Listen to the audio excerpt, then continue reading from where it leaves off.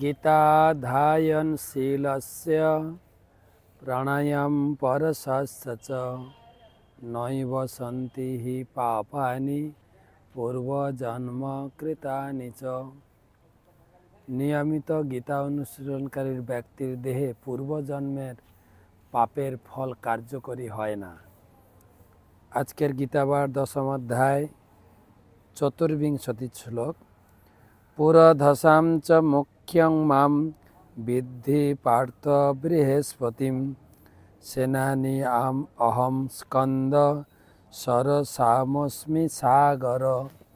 এই শ্লোকের অনুবাদ। হে পার্থ, পুরোহিতদের মধ্যে আমি প্রধান বৃহস্পতি, সেনাপতিদের মধ্যে আমি কার্তিকেয়, জলাশয়ের মধ্যে আমি সাগর। তো ভগবান তার ঐশ্বর্য বা বিভূতি বলতে গিয়ে তিনি বলছেন যত পুরোহিত আছেন শ্রেষ্ঠ পুরোহিত আমি বৃহস্পতি, বিদ্বান পণ্ডিত। শুধু তাই না, ভগবান কৃষ্ণ যখন কলিযুগে চৈতন্যদেব রূপে এসে নাম প্রচার করলেন, এই পুরোহিতকেও নিয়েছিলেন তার সেই চৈতন্য লীলায়।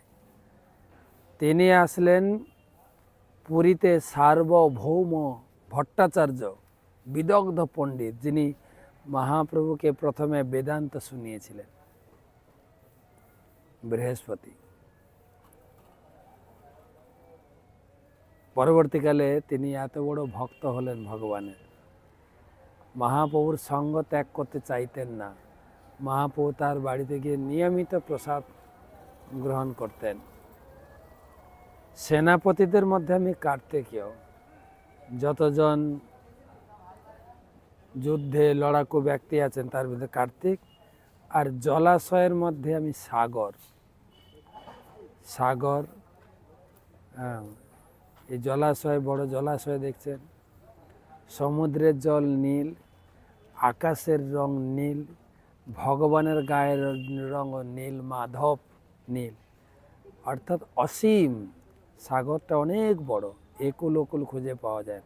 ভগবানও অসীম, অনন্ত, আকাশও অনন্ত।